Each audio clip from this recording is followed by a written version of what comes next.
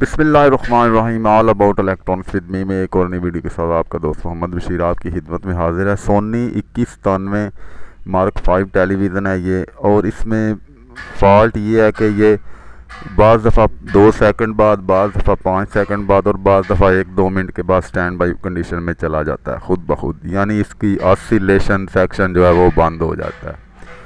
तो Soni 2197 mark 5 model आप screen पर देख सकते हैं मॉडल नंबर। तो सोनी कंपनी का सबसे बेहतरीन टेलीविज़न मेरी नज़र में ये था अपने दौर में, क्योंकि साउंड सिस्टम और पिक्चर क्वालिटी के लिहाज से इस टीवी का मुकाबला किसी भी टीवी से नहीं था। काफ़ी शानदार इसका रिज़ल्ट और साउंड हुआ करता था। कभी अभी तक ये टेलीविज़न काफ़ी बेहतरीन कंडीशन में चल रहे हैं। तो जब इसे ऑन करते हैं ये देखें वापस फ़ौरन ये स्टैंड बाई में चला गया। बाज़ दफ़ा फ़ौरन ही चला जाता है, फिर रिलीज़ करते हैं स्टैंड बाई से तो फिर ऑन हो जाता है। तो बाज़ दफ़ा कुछ टाइम भी लग जाता है। तो अगर तो ये फ़ौरन स्टैंड बाई में जाए तो फिर तो कोई आउटपुट शॉर्टेज का मसला है, मतलब इसमें कोई शॉर्टेज वगैरह नहीं है, क्योंकि बाज़ दफ़ा ये 2-3 मिनट भी चल जाता है। तो बैक कवर उतार कर इसकी रिपेयरिंग शुरू करते हैं और आपको मैं बताता हूँ कि कौन कौन से सेक्शन जो है इसके चेक करने चाहिए। तो सबसे पहले तो ये इसकी 135 वोल्ट के करीब सप्लाई बनती है। ये सामने 110 वाला कैपेसिटर आपको नज़र आ रहा है। तो सबसे पहले तो देखते हैं कि क्या इसकी सप्लाई जो है वो तो नहीं बैठ जाती, क्योंकि 1-2 मिनट तक आपको इस कैपेसिटर पर मीटर रख कर मुकम्मल हॉरिजॉन्टल आउटपुट तक जाकर देखना है कि सप्लाई इसकी जो है वो तो नहीं बैठ जाती कहीं। तो सबसे पहले तो ये पावर सप्लाई जो है इसकी ये बहाल करते हैं। ये 110 वाले कैपेसिटर भी इस फॉल्ट में चेक किए जा सकते हैं, लेकिन यहाँ पर जो कलेक्टर के पास एक बूस्टिंग के लिए डायोड पीएफ लगा होता है, इसका ये एक टांका जो है गर्म होकर स्पार्क किया हुआ है। तो मैं इसे निकाल कर पहले देखता हूँ कि कहीं ये पीएफ लीक तो नहीं है, क्योंकि इसकी लीकेज जो है वो भी इस तरह का मसला बना सकती है और इसके ये टांके का स्पार्क जो है वो भी इस तरह का मसला बना सकता है। तो ये वीडियो मैं वॉइस ओवर कर रहा हूँ, इसको ये मसला नहीं था, फिर भी मैं इसे चेक किया। मैंने इस जो पीएफ को निकाल कर भी चेक किया, लेकिन इसमें मसला और था। आपने वीडियो पूरी देखनी है ताकि आपको इस फॉल्ट से रिलेटेड जो हिस्से जो कंपोनेंट चेक करने चाहिए, क्योंकि हो सकता है आप जिस मकसद के लिए वीडियो देख रहे हैं आपके टेलीविज़न में हो सकता है कहीं और से फॉल्ट बना हो। इसलिए वीडियो आपने पूरी देखी तो आपको पता चल जाएगा कि इस तरह का फॉल्ट अगर बने तो कौन कौन से हिस्से जो है सोनी टेलीविज़न के चेक करने चाहिए। तो ये वैसे ही इसका जो एक टांक है वो स्पार्क किया हुआ था। पीएफ निकाल कर मैंने देखा कोई लीकेज नहीं है इसमें, बिल्कुल ठीक है। तो वापस इसे मैं बोर्ड के अंदर लगा देता हूँ। अमूमन इस वजह से मसला बन भी जाता है। तो बोर्ड में वापस पीएफ मैंने लगा दिया। तो इस तरह के फॉल्ट में ये पीएफ वापस करने के बाद जो है मैंने फिर दोबारा चलाकर भी देखा था तो स्टैंड बाई में वापस ये जा रहा था। तो उसके बाद जो सेकंड नंबर पर ऑप्शन आता है वो आता है horizontal driver section. Horizontal driver section में जो ट्रांजिस्टर लगा होता है ड्राइवर ट्रांसफार्मर के पास छोटा, उसके कलेक्टर पर 110 वोल्ट आते हैं। तो इस फॉल्ट कंडीशन में वो भी देखने हैं कि क्या वो स्टेबल रहते हैं फॉल्ट के दौरान भी, और कहीं वो भी अप डाउन तो नहीं होते। तो इसके वो भी स्टेबल थे। ये बूस्ट भी कलेक्टर तक जाकर वोल्ट फ्लाई बैक के ज़रिए हो रहे थे, मतलब फ्लाई बैक से पीछे जो 135 थे तो आगे जाकर तकरीबन 170 या 150 तक वोल्ट जो बूस्ट भी हो रहे थे फ्लाई बैक की तरफ से, मतलब वो वाला सेक्शन बिल्कुल ठीक था इसका। तो ड्राइवर सेक्शन में इसके फॉल्ट निकला था। जो ड्राइवर ट्रांसफार्मर है उसकी बाइसिंग जो है, जो ऑसिलेशन ड्राइविंग के लिए सिस्टम की तरफ से जाती है, वो डिस्टर्ब थी। तो ये कैसे आपने इस तरह के मसले को देखना है, आपने जो पहले तो कलेक्टर पर देखने हैं कि क्या 110 वोल्ट इसके पूरे आ रहे हैं। उसके अलावा इसके पास एक छोटा सा जीनर लगा होता है, बाज़ दफ़ा वो भी लीक हो जाता है, उसे ओपन करके आपने चेक कर लेना है। लेकिन इसमें जीनर का मसला नहीं था इस टेलीविज़न सेट में, लेकिन ये जीनर जो है बिल्कुल इस ट्रांजिस्टर के पास लगा हुआ है, इसे ओपन करने से भी इस तरह का मसला जो है दूर हो जाता है। तो इसमें ये मसला नहीं है, इसमें बाइसिंग की जो ड्राइवर ट्रांजिस्टर है उसकी बाइसिंग बंद हो रही थी। तो ड्राइवर ट्रांजिस्टर जो छोटा लगा हुआ है, इसकी ये बेस है, इस बेस के प्रिंट को आपने सिस्टम आईसी तक लेकर जाना है। और रास्ते में जो जो रेजिस्टेंस है, बारीक रेजिस्टेंस आती हैं, बाज़ दफ़ा बारीक रेजिस्टेंस जो होती हैं उनका एक साइड का जो प्रिंट है वो ड्राई सोल्ड हो जाता है, जिस वजह से वो मसला करना शुरू कर देती हैं। तो आपने इस बेस के प्रिंट को पीछे सिस्टम के तरफ लेकर जाना है, और जो भी बाईपास रेजिस्टेंसें लगी हों रास्ते में या सीरीज रेजिस्टेंस जो भी लगी हो, उन्हें अच्छी तरह से आपने रीसोल्ड करना है। ये प्रिंट जो है बाइसिंग का, इसका ड्राइवर ट्रांजिस्टर जो लगा हुआ है, इसमें रास्ते में एक बाईपास रेजिस्टेंस लगी होती है, उसको भी रीसोल्ड करना है। उससे आगे फिर सीरीज रेजिस्टेंस एक लगी होती है जो ऑसिलेशन सिग्नल को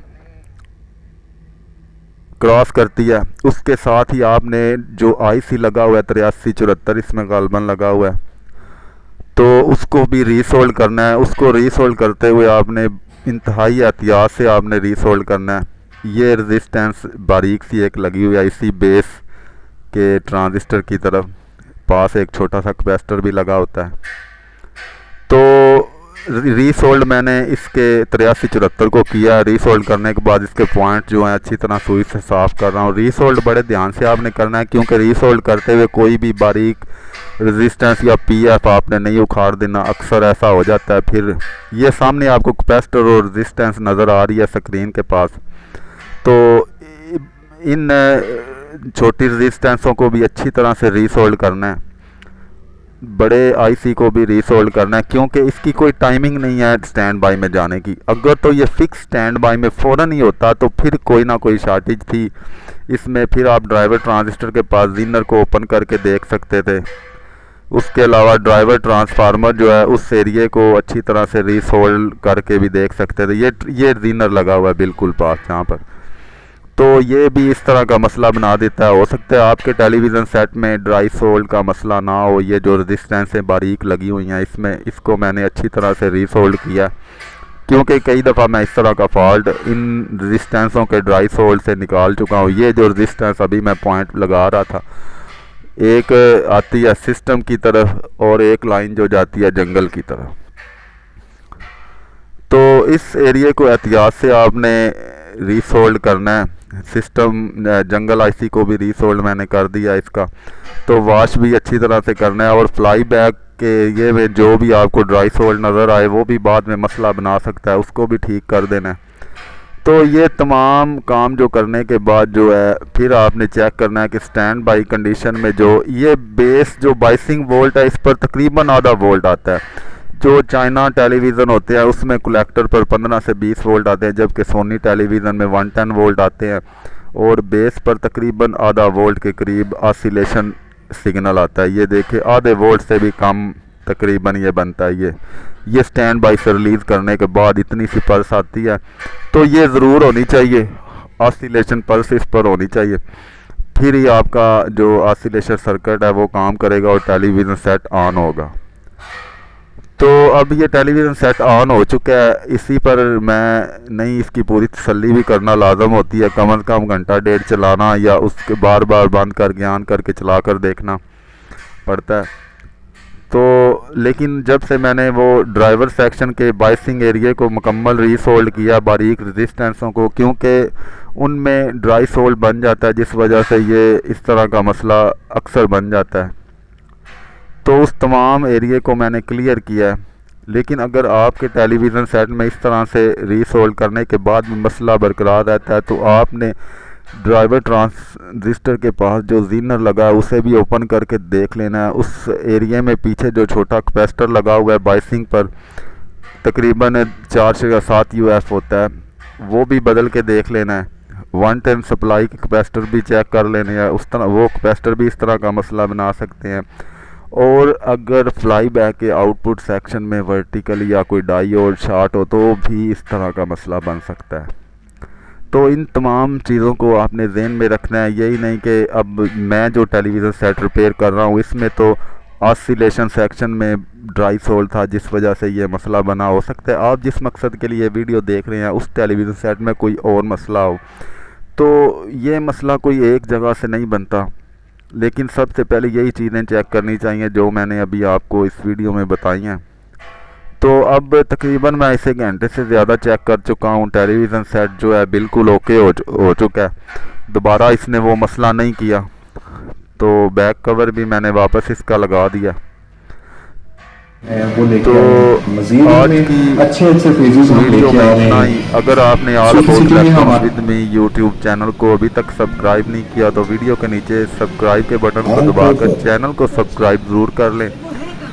और अगर आपको ये वीडियो पसंद आती है तो वीडियो को लाइक भी ज़रूर करें और अपने फेसबुक किसी इलेक्ट्रॉनिक के पेज में शेयर भी कर दिया करें, क्योंकि आपकी सपोर्ट जो है वो मेरा हौसला बढ़ाएगी और मैं मज़ीद बेहतर से बेहतर वीडियोस आपके लिए लाने की कोशिश करूँगा।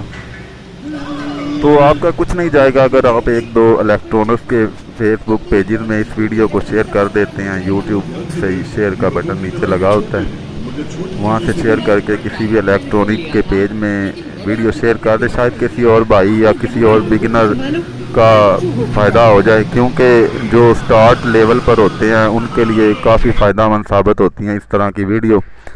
आज की वीडियो में इतना ही। अल्लाह ताला आपको सेहत तंदुरुस्ती अता फरमाए। खुदा हाफिज़।